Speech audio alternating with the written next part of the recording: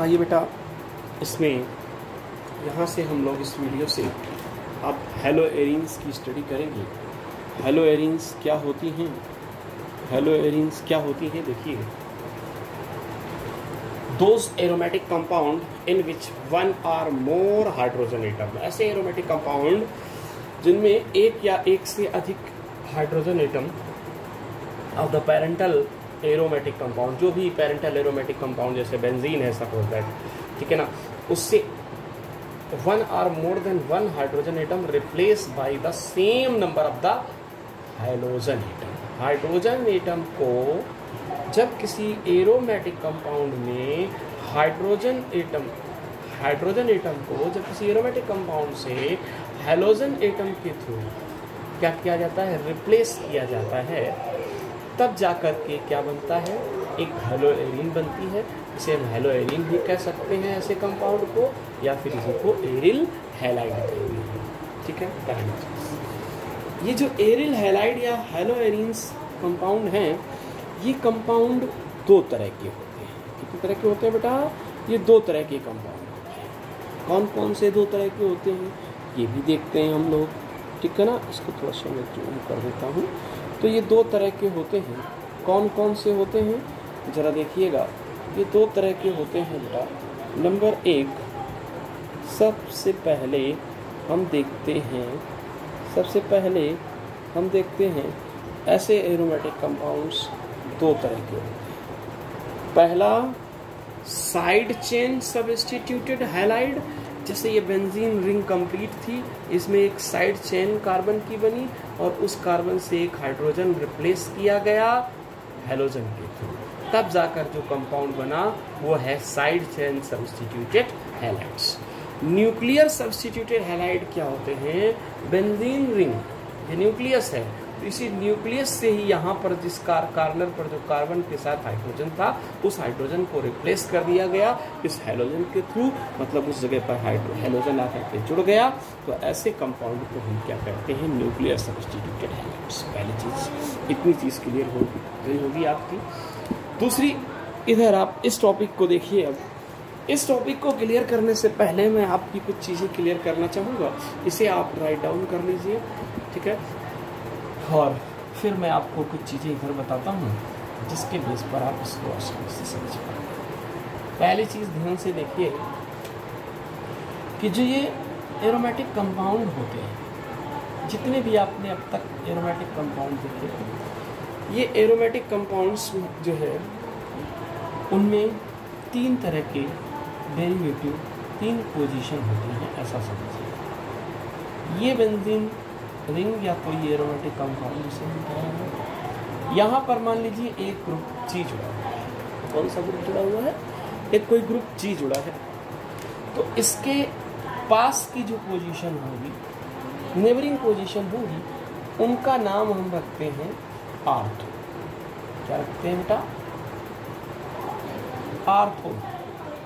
उसके ठीक सामने की पोजीशन, ये चीज़ें आपने 11th में पढ़ी हैं, उसके ठीक सामने की पोजीशन पैरा होती है। और आर्थो और पैरा के बीच की जो ये पोजीशन है, आर्थो और पैरा के जो बीच की पोजीशन है, उन पोजीशंस को हम नाम देते हैं मेटा। क्या नाम देते हैं बेटा? मेटा। एक चीज़ याद रखना, इस तरह से हम कह सकते हैं कि जहाँ कहीं भी बेंजीन रिंग से कोई ग्रुप जुड़ा हुआ है, जी एक ग्रुप है, मैंने मान लिया, मैंने बताया, तो जहाँ कहीं भी ग्रुप जुड़ा हुआ है उसके पास नेबरिंग पोजीशन क्या कहलाती है? आर्थो। और ग्रुप के ठीक सामने की पोजीशन क्या कहलाती है? पैरा। आर्थो और पैरा के बीच हमेशा मेटा होता है, जैसे माँ बाप के बीच बेटा होता है। ये याद करने का तरीका है केवल, और कुछ नहीं, ठीक है ना बेटा। तो पहली चीज़ ये मैं क्लियर करना चाहूँगा, ये पढ़ाने से पहले, क्या है ये?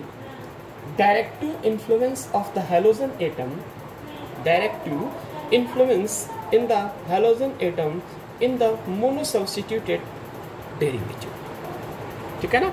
मोनोसब्स्टिट्यूटेड डेरिवेटिव्स की बात कर रहे हैं हम लोग।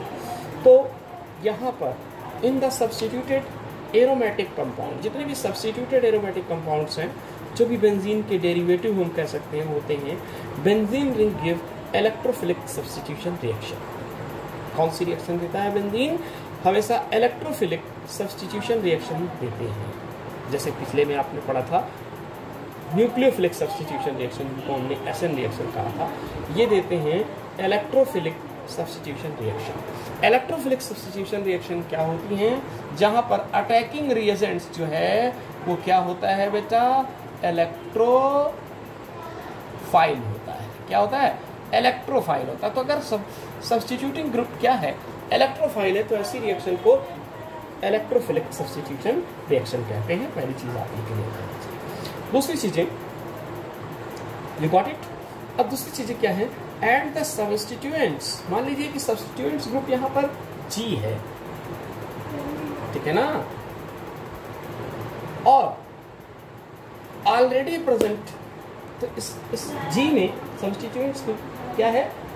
And the substituent group G halogen atom here already present affects the reactivity of the benzene ring and the position of incoming E plus। ये जो E plus आ रहा है इससे जुड़ने, position of incoming E plus in the ring में यहाँ जुड़ेगा, इस पोजीशन पर आएगा या इस पोजीशन पर आएगा, समझना जरा, यही वाली बात है। यहाँ पर G लगा है, G लगने के बाद इनकमिंग E आर्थो पर आ रहा है, तो उस कंपाउंड को हम क्या बोलते हैं? मेजर प्रोडक्ट ऑफ, मैंने बोला आर्थो, या ये कौन सा है? आर्थो। और ये कौन सा है? पैरा। पी फार यहाँ पर पैरा से है, पैरा डायरेक्टली, या अगर मेटा पर आता है तो मेटा डायरेक्टली, मेटा डायरेक्टिंग या मेटा डायरेक्टली बोलते हैं बेटा, तो मेटा डायरेक्टिंग ग्रुप हो जाएगा, या आर्थो डायरेक्टिंग ग्रुप हो जाएगा, या पैरा डायरेक्टिंग ग्रुप हो जाएगा। तो तीन तरह के रिएक्शंस आपको यहाँ पर सब्स्टिट्यूशन, न्यूक्लियोफिलिक सब्स्टिट्यूशन रिएक्शन जो है वो तीन तरह की प्रोडक्ट देती हैं। कौन कौन सी? एक तो आर्थो पोजीशन वाली, या फिर पैरा पोजीशन वाली, या फिर मेटा पोजीशन वाली। क्लियर? अब हमारे यहाँ पर आप 3 पॉइंट्स देख लीजिएगा, इनसे रिलेटेड क्या है। तो दीज इफेक्ट, ये इफेक्ट आपको दिख रहा है, are known as activity effect and directive influence of substitution. पहली चीज क्या है? If the substituted benzene ring, अगर जो ये बेंजीन रिंग है, जो substituted benzene ring give E plus substitution reaction, give E plus substitution reaction more readily. कैसे देती है? More readily than unsubstituted benzene ring. अगर ये अनसब्स्टिट्यूटेड बेंजीन रिंग है, एक ये तो सब्स्टिट्यूटेड बेंजीन रिंग हो गई और ये हो गई अनसब्स्टिट्यूटेड बेंजीन रिंग, ठीक है बेटा, benzene ring. Then substituent G जो है इज द, अब ऐसे केस में ये जो सब्स्टिट्यूएंट G है, ध्यान देना, ये जो सब्स्टिट्यूएंट G है इज एक्टिवेटिंग ग्रुप। इसे हम क्या बोलेंगे? एक्टिवेटिंग ग्रुप बोलेंगे, ये एक्टिवेटिंग ग्रुप हो जाएगा। दूसरी पोजीशन क्या होगी?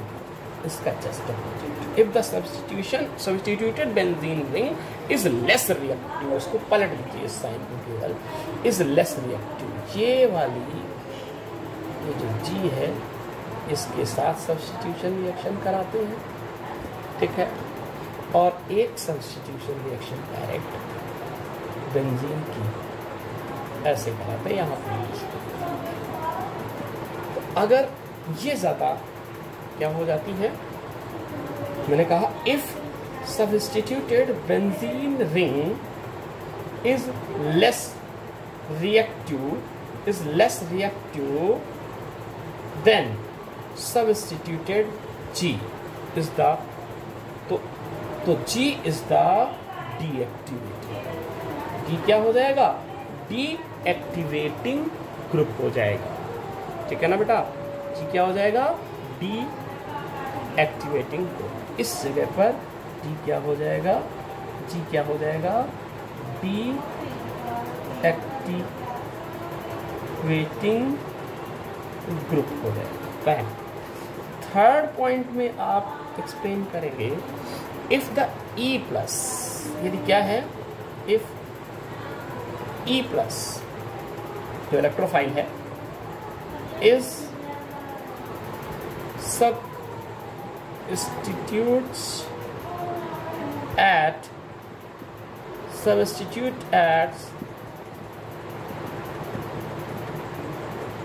ऑर्थो और पैरा पोजीशन, ये वाली बात एक्सप्लेन कर रहे हैं, ऑर्थो और पैरा पोजीशन पर, ठीक है ना। तो then group G is ortho and para directing. तो ग्रुप क्या है, group G, then group G ortho और para, ortho and para directing है। ध्यान देना, अगर ये जी इस इनकमिंग ई को ऑर्थो और पैरा पर जोड़ता है तो ये जी क्या है, ऑर्थो और पैरा डायरेक्टिंग है।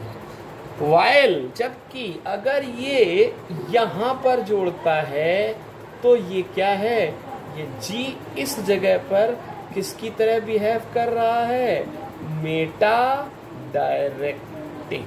क्लियर, इतनी बात आपको करना चाहिए, ठीक है बेटा। अब हम आगे बात करते हैं, ठीक है। इसको देख लीजिए, चीज़ें छूट गई हैं, बस सही नहीं था, तो इस तरह से आप नोट करेंगे, ठीक है बेटा, इस तरह से आप इसको नोट कर लीजिए।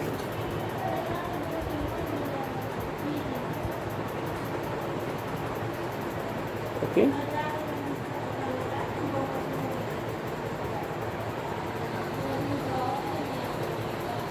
चलिए बात करते हैं आगे की। अब देखिए बेटा, इसके एक्सप्लेनेशन के लिए, explanation of the directing group, directing group influence के एक्सप्लेनेशन के लिए हम क्या करेंगे, halogen atom attach to the benzene ring, किसी भी बेंजीन रिंग से जो हैलोजन एटम अटैच होता है क्रिएट्स टू इफेक्ट। तो वो दो तरह के इफेक्ट क्रिएट करता है, एक होता है प्लस एम इफेक्ट और दूसरा होता है minus I effect. Plus M effect क्या होता है, सबसे पहले मैं देखता हूँ कि प्लस एम इफेक्ट क्या है। तो मैंने पहले तो ये डिफाइन कर दिया है, इसको आप रीड कर लीजिए, नोट कर लीजिएगा, मैं एक बार बता देता हूँ क्या है।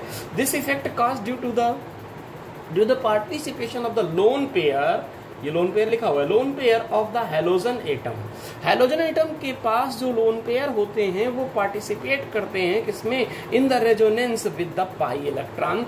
जो बेंजीन रिंग में डबल बॉन्ड होते हैं वहां पाई इलेक्ट्रॉन होते हैं, उन पाई इलेक्ट्रॉन के रेजोनेंस में, है ना, बेंजीन रिंग के of the benzene ring, it increase the electron density, है ना। तो ये जो लोन पेयर अंदर जब जाता है बेंजीन रिंग में तो इलेक्ट्रॉन डेंसिटी को इंक्रीज कर देता है, कहां पर, आर्थो और पैरा पोजीशन पर। इसलिए आर्थो, और यहाँ पर मैंने नहीं लिखा वो चीज, इसलिए आर्थो और पैरा पोजीशन पर निगेटिव चार्ज आ जाता है। फाइनली मैंने यहाँ पर मैकेनिज्म में दिखाया है। सो इट प्रिफर्ड, इसलिए ये प्रिफर्ड करता है किस चीज को, ortho and para position of the benzene ring to E plus, to ये जो ई प्लस अटैक करने आता है उसके लिए मोर प्रेफरेबल कंडीशन काज करता है आर्थो और पैरा पोजीशन पर। जरा ये डायग्राम को आप ध्यान से देखिएगा, इस पर फोकस कीजिए। फोकस क्या करना है देखिए जरा, मैं कर देता हूं फोकस इस पे। देखिए यहां पर ये जो लोन पेयर है हैलोजन के पास, क्लोरीन है, ब्रोमीन है, जो भी है हैलोजन, तो ये लोन पेयर बेंजीन रिंग के अंदर जाता है minus M plus M effect की वजह से। मेटामेरिक इफेक्ट होता है ये, प्लस एम इफेक्ट की वजह से अंदर जाता है, जिससे क्या होता है, यहाँ इलेक्ट्रॉन डेंसिटी बढ़ती है तो ये इलेक्ट्रॉन इधर शिफ्ट होने लगते हैं। जब ये इलेक्ट्रॉन आपके फर्स्ट में ये इधर शिफ्ट होगा तो ये इलेक्ट्रॉन इधर आएंगे, ये इधर आएंगे तो इलेक्ट्रॉन, ये बॉन्ड ब्रेक होगा, बॉन्ड ब्रेक होने से दोनों इलेक्ट्रॉन यहाँ आएंगे। इलेक्ट्रॉन एक इधर से एक्सेस में आया तो यहाँ पर नेगेटिव चार्ज आया, और लोन पेयर इधर से इधर आया, इसलिए इनके बीच डबल बॉन्ड फॉर्म हुआ। यहाँ से एक इलेक्ट्रॉन इधर आया, इसलिए इस पर कैसा चार्ज आ गया, पॉजिटिव चार्ज आ गया। ध्यान दीजिएगा, यहाँ पॉजिटिव चार्ज आया और यहाँ नेगेटिव चार्ज कैरी हुआ, जिसकी वजह से अब क्या हुआ, यहाँ इलेक्ट्रॉन डेंसिटी बढ़ी, इलेक्ट्रॉन इधर शिफ्ट होने लगे। ये रो सिर्फ इलेक्ट्रॉन की शिफ्टिंग को दिखा रहे हैं। तो क्या हुआ कि बेटा इसके बीच यहाँ पर नेगेटिव चार्ज था पहले से, यहाँ से इलेक्ट्रॉन गया तो पॉजिटिव चार्ज आया, इलेक्ट्रॉन इधर आ गया एक, अब ये वाला प्लस माइनस के बीच अट्रैक्शन हुआ, एक बॉन्ड फॉर्म हो गया। अब ये बॉन्ड ब्रेक होने से इलेक्ट्रॉन डेंसिटी यहाँ बढ़ गई, फिर ये इधर इलेक्ट्रॉन डेंसिटी बढ़ने से यहाँ इलेक्ट्रॉन शिफ्ट होने लगे। अगले स्टेप में यहाँ पर नेगेटिव चार्ज आ गया, पॉजिटिव चार्ज एक्स पर चल रहा है, दो लोन पेयर बचे रह जा रहे हैं। अगले स्टेप में क्या हुआ कि जब इलेक्ट्रॉन डेंसिटी यहाँ बढ़ गई तो ये इलेक्ट्रॉन जो डबल बॉन्ड के साथ थे, यहाँ मैं लगाना भूल गया, डबल बॉन्ड के साथ जो था वो डबल वाला बॉन्ड इधर शिफ्ट हो गया। जैसी बेंजीन हमने ली थी एरिल हैलाइड, वैसी ही एरिल हैलाइड हमको मिल गई। अब इस पूरी मैकेनिज्म से, रेजोनेंस स्ट्रक्चर से रिजल्ट क्या मिला हमको ये रिजल्ट मिला कि हैलोजन पर most of the time halogen पर कैसा चार्ज रहा, पॉजिटिव चार्ज रहा, और बेंजीन की ये पोजीशंस कैसी हुई, निगेटिव हुई। मतलब इलेक्ट्रॉन डेंसिटी इन पर बढ़ी, जिसकी वजह से इन पर नेगेटिव चार्ज प्रीफर्ड हुआ। अब जब नेगेटिव चार्ज बेटा प्रीफर्ड हुआ तो जब E+ अटैक करने आएगा, E+ क्या है, इलेक्ट्रोफाइल। इलेक्ट्रोफाइल क्या होते हैं, ऐसी जगह अटैक करते हैं जहां इलेक्ट्रॉन की डेंसिटी ज्यादा होती है, और इलेक्ट्रॉन की डेंसिटी कहाँ ज्यादा है, M+ इफेक्ट की वजह से, प्लस M इफेक्ट की वजह से इन पोजीशन पर। इसलिए बेंजीन हमेशा आर्थो और पैरा पोजीशन पर, बेंजीन रिंग अगर हैलोजन से रिएक्ट करता है तो हमेशा आर्थो और पैरा पोजीशन पर रिएक्शन देता है। इतनी बात क्लियर हुई। अब हम बात करते हैं आई इफेक्ट की। जरा आई इफेक्ट पर अब आप फोकस करिए इधर।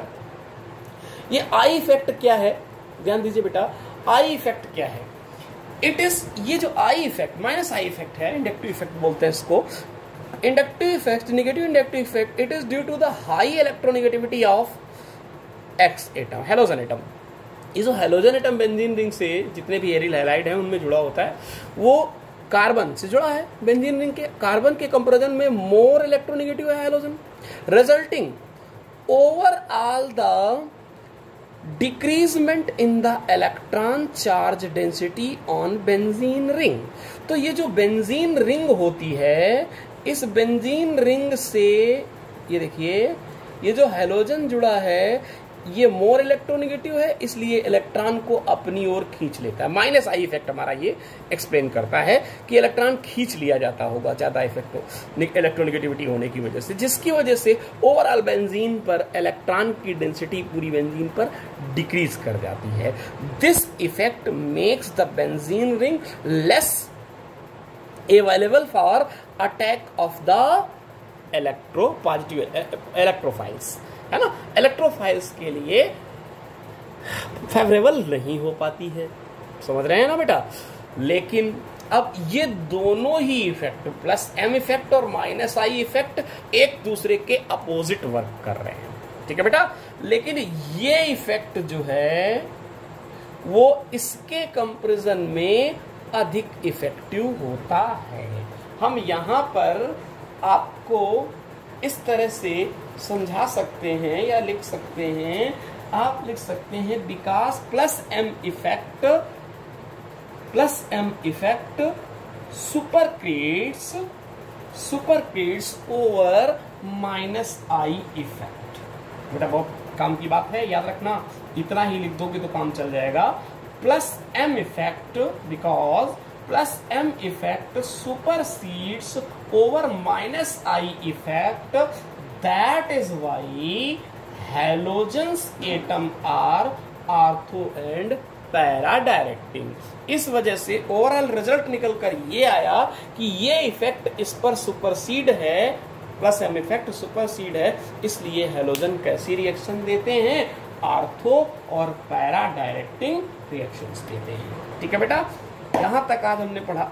नेक्स्ट वीडियो में हम क्या करेंगे, हैलो एरिन्स की प्रिपरेशन मेथड्स को देखना शुरू करते हैं। ठीक है बेटा, चलिए इसका एक बार स्क्रीनशॉट लेकर के अब आप इसका स्क्रीनशॉट ले लीजिए और इसे आप क्या कर लीजिए बेटा, राइट डाउन कर लीजिए अपनी नोटबुक पर।